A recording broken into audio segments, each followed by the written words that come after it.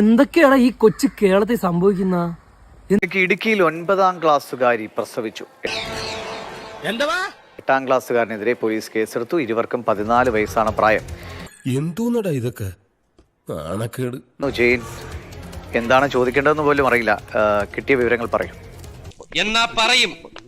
School അവധിക്കാലത്ത് ബന്ധുവീട്ടിലെത്തിയപ്പോഴാണ് കുട്ടി മതിൽ ചാരി നിന്നാ പോലും ഗർഭമുണ്ടാക്കുന്ന ജാതിയാ. കഴിഞ്ഞ ദിവസം ഈ പെൺകുട്ടിക്ക് വയറുവേദന ഉണ്ടാവുകയും ചികിത്സ തേടുകയും ചെയ്തു.